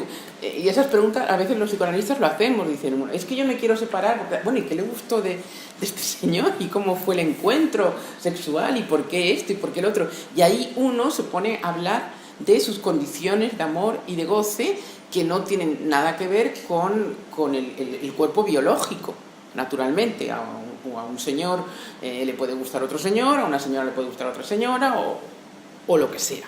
O un zapato, sencillamente, un fetiche. Y ahí están todas esas condiciones de amor y de goce, que es lo que hacen al sujeto. Y es lo que uno más o menos atisba o se las arregla en su análisis con eso. Porque las elecciones que hizo, las hizo a partir de ahí. No sé si contesto más o menos, pero ese concepto, que tiene un nombre en alemán muy difícil, condiciones de amor y de goce, es un concepto freudiano y está en unos textos maravillosos que siguen siendo muy vigentes, que Freud los reunió bajo el título Psicología de la vida amorosa. Y eso después lo retoma Lacan y sigue hablando sobre ello, y después Miller también hizo un seminario sobre estos textos que es una maravilla, porque nos ayuda a entender lo que yo explicaba antes, cómo del complejo nudo de relaciones que es el Edipo, los sujetos nos procuramos objetos. Y decimos, pues a mí me gusta este tipo de amigos, o me gusta este tipo de mujer, o me gusta este tipo de cosa. Y ahí uno está poniendo en juego su subjetividad. ¿Cuál es? Y eso tiene algo de huella, hay que decirlo. O sea, que uno lo puede aislar, lo puede saber, pero puede tener un saber sobre eso, pero tiene algo de huella, de que eso es así. O sea, que es difícil que a uno, si le gustan así o le gustan así y pueda de repente cambiar, es más complicado. Hemos quedado troquelados de alguna manera. Sí, exactamente. Sí, sí, exacto. Hay algo de esto. Pero esto es muy bobariano. todo esto que nos estás contando del psicoanálisis moderno, ¿no? Porque al final ella, indebidamente metiéndose con el pobre Freud sin haberlo leído en profundidad, ella lo que nos está diciendo es justamente pues, al final que el existente, que el sujeto se tiene que construir a partir de sus condiciones y de su cuerpo, de ese cuerpo que vive la experiencia desde que nace hasta que muere, ¿no? Exacto, porque ella después concluye, y cuando concluye de la buena manera, concluye muy bien y dice, sí, es que lo que ella dice finalmente estoy completamente de acuerdo. Y por ejemplo en este libro de la teoría King Kong hay una cita de Simone de Beauvoir que también que dice exactamente eso, esto que comentabas, lo dice textualmente, se trata de eso. O sea, que es actual. No tenemos que desesperar de poder tener razón, aún con razones equivocadas.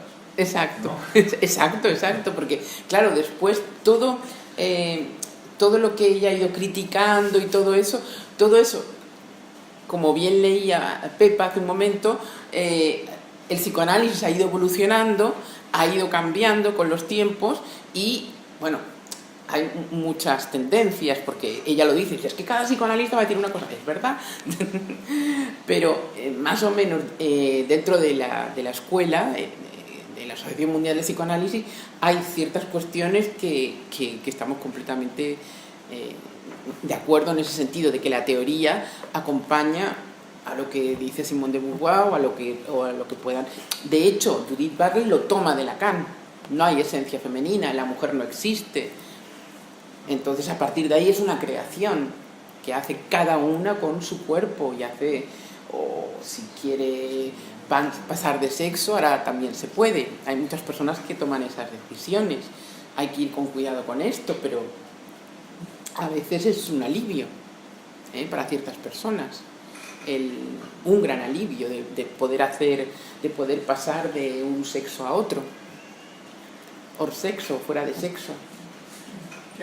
Ya que en relación con lo que ha dicho sobre el DSM-3, yo le aseguro a usted que en la praxis yo lo he utilizado y era sagrado, sin el cual no podías diagnosticar ningún caso de alteraciones solamente en desarrollo del lenguaje, por ejemplo. Lo digo porque me asombra que diga usted, porque yo tengo entendido que a nivel de Occidente es como la Biblia, es sagrado. Sí. Y claro, pero lo califique así. No. Con esa... No, pero no. Entonces no me explico cómo a nivel europeo internacional, porque tengo entendido que participan. Sí. Cientos se revisa cada 10 meses. Sí. ¿Cómo No, pues no, es que porque ya le digo que si no utilizabas el DSM-3 y lo razonabas y utilizabas, el diagnóstico no valía. O sea, oficialmente te consideraban incompetente, incapaz, y etcétera. Sí, yo doy fe, tengo colegas y bueno, que no están en la escuela, algunos están en la escuela. No me refiero a aquello, me refiero a que la praxis, a nivel de internet, tengo entendido que es un manual indispensable. A nivel de instituciones, colegios, universidades, empresas, y es... Bueno, que usted me diga así con esa... Sí, bueno. Pero porque Julián... digo que... No, pero puedo contestar. Sí, vale, sí. Lo del DSM suerte me ha tocado. Que es un psiquiatra con el que yo hice un curso hace tiempo. Cuando hablaba del DSM, ya estamos en el 5. Sí, ya estamos en el 5. Ya hay asociaciones de psiquiatras que han recomendado dejar de usarlo. Porque... Pero ¿cómo? Es lo que iba a decir. A nivel europeo, en todas las instituciones se utiliza. ¿Cómo me dices que...? Julián, porque hay voces, porque una cosa es el discurso institucional de la ciencia, de la psiquiatría, de la medicina con respecto a muchas cosas, y luego hay discursos alternativos y críticos al saber oficial. Entonces, yo que también he tenido que usarlo, y lo uso, y reconozco que lo uso cuando tengo que hacer un informe para un juez o para un médico de cabecera, me doy cuenta que en la profundidad de la inutilidad que representa de verdad para trabajar con el paciente. Otra cosa es que luego un juez te diga que le cites el CIE o el DSM-5 para hacer un diagnóstico. Eso es una cosa. y otra cosa es que realmente sea explicativo de la naturaleza humana, y no lo es. No lo es. Cualquiera que nos dedicamos a esto Sí. nos damos cuenta que no lo es. No, yo te pregunto es a nivel de instituciones internacionales Sí. Ajá. que insistan en que hay que usarlo necesaria y rigurosamente, ¿cómo lo compatibilizas tú con ese menosprecio? Porque entonces las completar Sí. a nivel internacional las instituciones están Equivocadas. permitiendo Bueno, yo lo último que he leído con respecto a este tema, que me tocó estudiármelo, es que el responsable del comité de expertos del DSM-4 es el máximo. Primero se dijo que eran los psicólogos los que habían criticado la nueva edición del DSM-5, pero lo último que se sabe es que Alain Francés, creo que se llama así, el último director del último manual, él mismo es el que ha iniciado la campaña de desprestigio del DSM-5, quiero decir, que las voces ya están surgiendo desde dentro. Y la otra cosa que salió en prensa y que se confirmó es que el 60% del comité de expertos del DSM-5 eran personas que tenían acciones en la industria farmacéutica. Entonces, bueno, ya sabemos que es la referencia oficial, pero también podemos disentir con la referencia oficial con respecto a lo que si sabe que no vale y se está imponiendo el uso de la medicación legalmente, y eso entonces habría que estar revolución, ¿no? Habría que... Una revolución para... Tenemos muchas revoluciones. No, pero es que es verdad, lo que ella ha contado lo iba a contar, porque justamente anoche estuvimos con un colega psiquiatra de Castilla y León, y allí las voces ya se han alzado de tal manera que la idea es ¿por qué? ¿Por qué dicen ahora que no? Dicen que no porque es carísimo con tanta medicación, porque dicen que esto nos sale carísimo. Entonces, ¿ahora qué hacemos? Y ahora han vuelto a lo antiguo, entonces han puesto a psicólogos en primera línea, psicólogos clínicos, para que se las arreglen con esta avalancha, que la gente viene ya, que es que yo quiero que me esta medicación y la otra, y venga de dinero. Ha dicho, se acabó. Es más cómodo y es más barato ahora poner a psicólogos que hagan un poco de frente, que intenten mediatizar esto, y el DSM-5 y todo eso se va a ir a la porra. Sí, en poco tiempo. Porque no es rentable. Es que el problema es que no es rentable. Ellos lo habían hecho con líos de estos de las farmacéuticas y tal, pero no, porque es muy caro. Entonces van a reformarlo todo. Es así, sí. Y claro, es que era una cosa vergonzosa eso. De todas formas, hay mucha gente que trabaja en salud mental y colegas míos, pero no ya gente de la escuela, sino gente de alrededor que no lo ha usado. Oían de otra manera, escuchaban de otra manera, recetaban menos, no sé qué, no sé cuál, en los informes ponían otras cositas, y ya ha habido como hoy mismo me han pedido una cosa para un juicio y yo he hecho un informe. Por supuesto que he puesto unas cosas así raras de psicoanálisis y tal para decir lo que yo quería decir para salvar a esa persona, y ya está, y por supuesto mi cuño, y ya seguramente dirán o sirve o no sirve, pero es un papel más para ayudar a una persona que está en una situación complicada y que había que decir una cosa, y digo, bueno, pues la digo a mi manera, pero no voy a referirme al DSM. Y he puesto psicoanalista, no sé qué, no sé cuántos, y un cuño y todo ahí, bien grande para que lo vieran.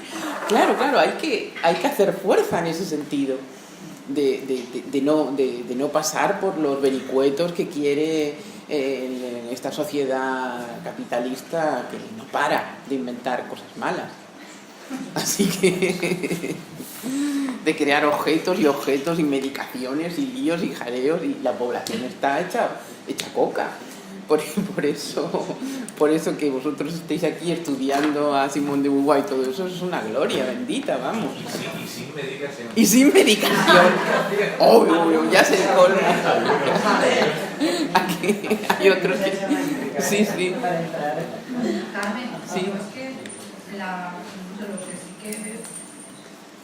que bueno, a mí realmente lo que me llama la atención es la continua obsesión o sea, en torno al falo, el pene, ¿no? Eso del alter ego del niño. Y en cambio la niña tiene que o imitar o al padre o a la madre. No tiene...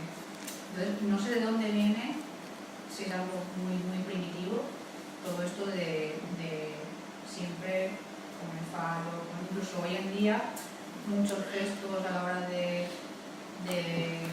menospreciar a otra persona, a lo mejor es el gesto de tocarse los genitales o de imponer una violencia pues, a través de la violación, o sea, ¿no? El poder, como que el poder sobre otra persona, en este caso el sexo contrario, pues, también con la violación y tal, ¿no? más que un deseo. Entonces no sé de dónde viene tanto esa, no sé si es porque siempre o hasta la fecha han escrito más hombres, pero que todo gira como muy en torno al miembro masculino del hombre. O sea, Sí, ¿no? Es cierto, hay, desde la antigüedad, si vemos la historia del arte, vemos la cantidad de alusiones que hay, de estatuillas, etcétera, en relación al falo, a la erección del falo, el falo erecto, y cómo el mundo está construido alrededor de símbolos fálicos, de falócratas. Eso tiene que ver con el cuerpo y tiene que ver con las propiedades que tiene el pene, como dice la excrescencia carnosa, ¿no? Pero en psicoanálisis voy a dar una definición que a mí me gusta mucho, que es lacaniana.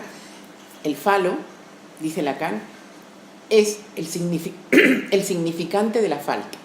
Vamos a quedarnos con eso. El falo es el significante de la falta.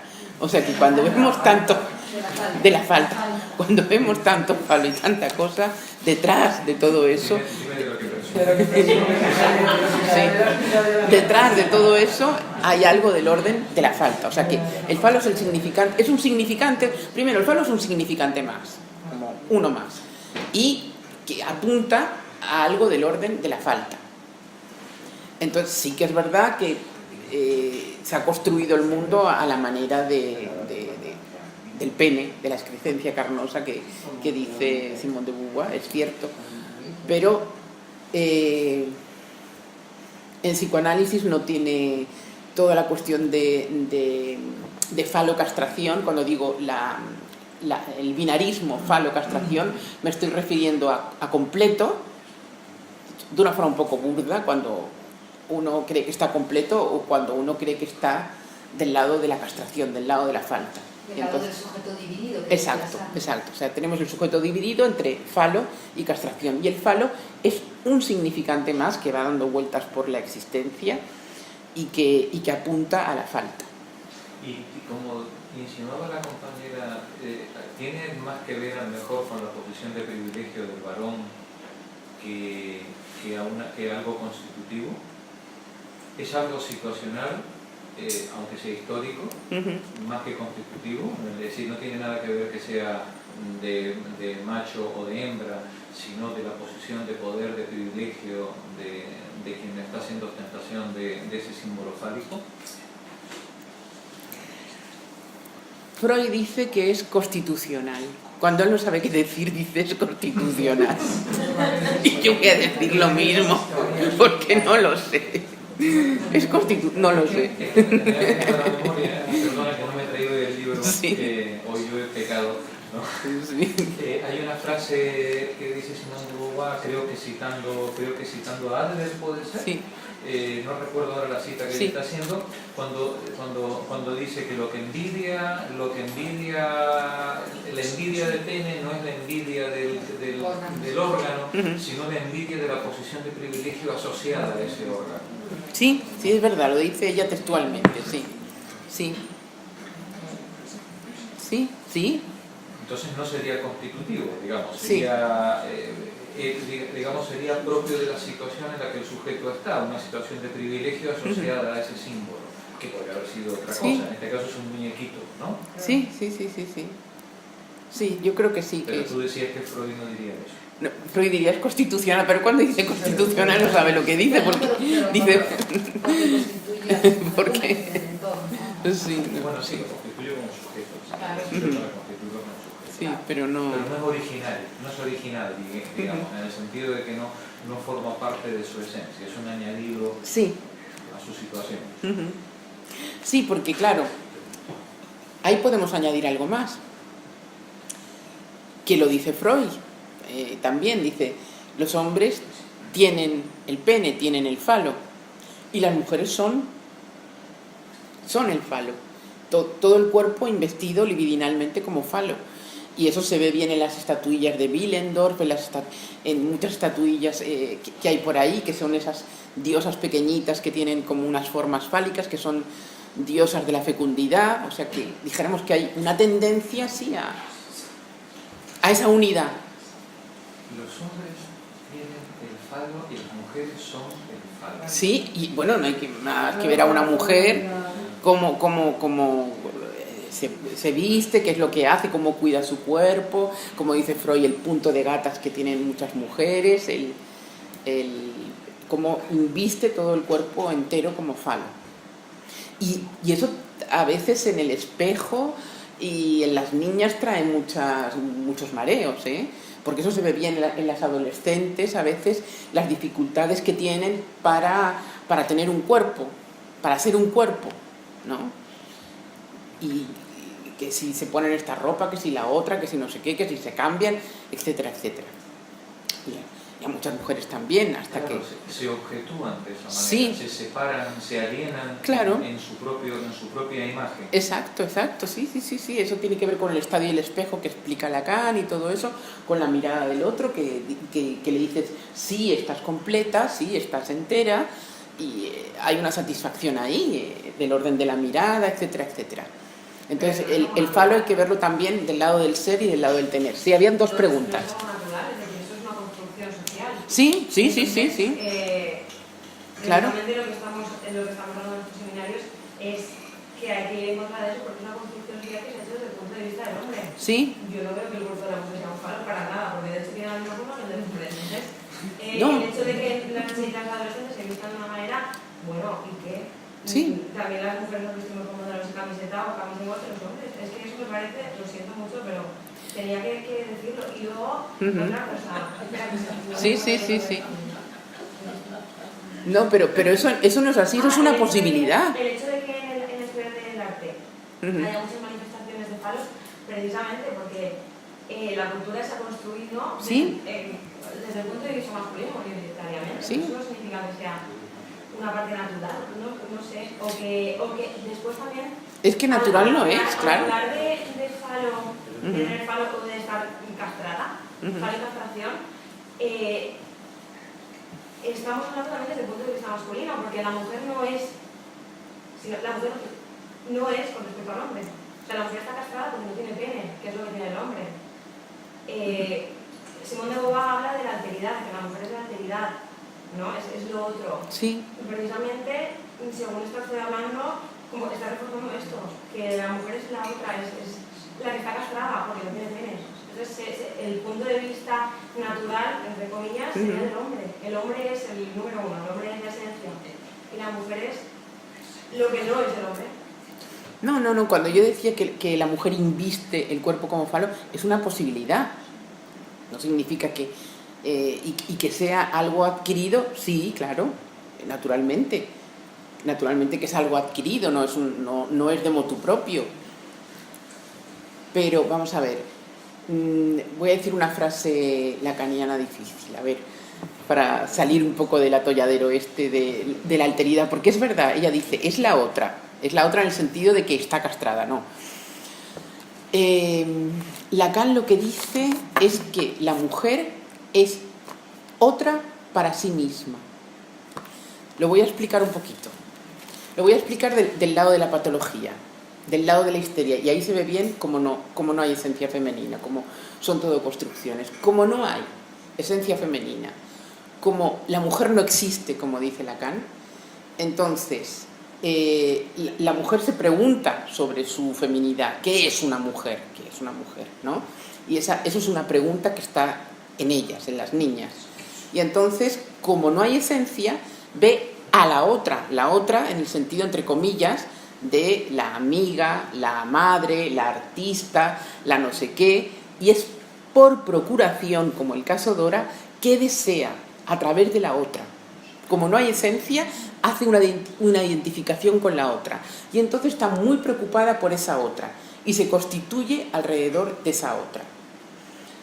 Eso es la histeria clásica, el caso Dora, etcétera, etcétera. La señora K, bueno, toda esa triangulación que hace Freud. Y Lacan va más allá. En el Congreso de Sexualidad Femenina dice: la mujer es otra para sí misma, o sea que la mujer es un enigma para sí misma. Esa es la cosa, esa es la verdadera pregunta. Y entonces, ¿cómo salir de ese enigma? ¿Cómo construir algo propio que no sea a través de una forma neurótica de la otra? Porque las mujeres, muchas mujeres se enferman por la otra, porque siempre hay otra. Esto es una frase que dicen muchas pacientes, que siempre hay otra. ¿Y por qué no se irá con la otra? Y la otra, y la otra, y la otra, como la canción de esta clásica de Copla. Pero sí que es verdad, hay una obsesión por la otra mujer porque no hay esencia. Entonces siempre piensan que la otra tiene el enigma de la feminidad. Ella sí que sabe lo que es una mujer, pero yo no. Luego, por procuración, si yo visto como Beyoncé, pues igual bailo como Beyoncé o algo así, ¿no? Entonces es siempre por procuración. Y esto es clásico, porque el deseo es el deseo del otro. Y siempre hay esta especie de triangulaciones. ¿Cómo se resuelve esto? Con la frase de Lacan, cuando dice: la mujer es otra para sí misma, la mujer está envuelta en su propio goce, que trabaje sobre eso, pero que no se aliene a la otra, o que no se aliene a los estándares que nos da la sociedad. Una mujer es esto, un hombre es esto. No, ni es esto ni es esto. Es lo que cada uno considere hacer con su cuerpo. Pues hay mujeres que deciden, que vienen a análisis, hay mujeres que vienen a ser madres y otras mujeres que deciden no ser madres. O sea, que una mujer puede... La maternidad, como dice Freud, no es una salida para las mujeres, es una posibilidad. Pueden ser madres o no pueden ser madres, lo tienen que resolver. Y así muchas cuestiones que uno puede tener un saber sobre su feminidad, un saber sobre su cuerpo, un saber, pero que no le venga alienado del otro. ¿Se entiende lo que digo más o menos? Ni impuesto. Ni impuesto. Exacto, ni impuesto, claro, pero la sociedad, el capitalismo da muchos gaches, da muchas posibilidades para este tipo de construcciones. También uno arreglárselas con sus posibilidades y con sus imposibilidades. Todos tenemos posibilidades y muchas imposibilidades, y arreglárselas con eso. Había otra pregunta, espera, que había otra pregunta ahí. No sé si lo he entendido bien, lo has dicho. Hay una frase en la página 105 que dice: al interiorizar el inconsciente y toda la vida psíquica, el lenguaje mismo del psicoanálisis sugiere que el drama del individuo se desarrolla dentro de él. Después dice: las palabras de complejo, tendencias, etcétera, lo implican. Sin embargo, una vida es una relación con el mundo. Al elegirse o a través del mundo, el individuo se define. Por lo tanto, nos tendremos que inclinar sobre el mundo para responder la pregunta que ha hecho sobre la alteridad. Entonces, es como esta frase que hace ella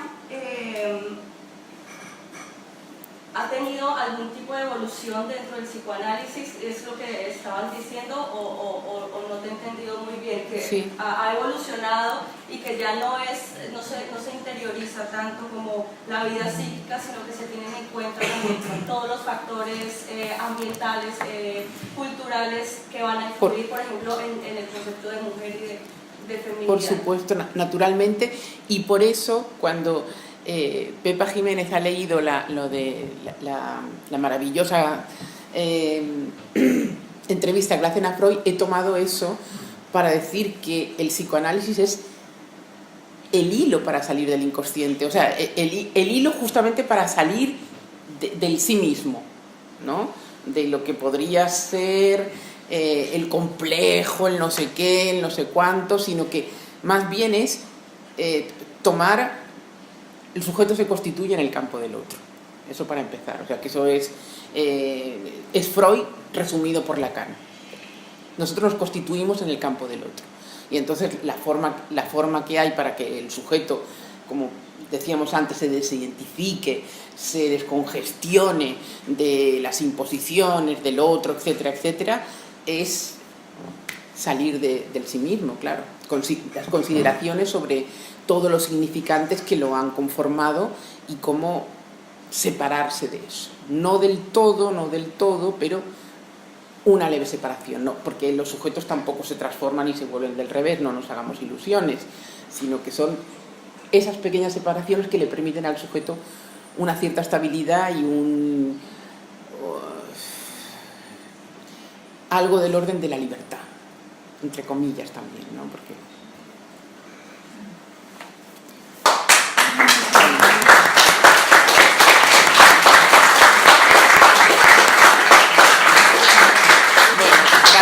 gracias a todos. Gracias por las preguntas que me han hecho pensar y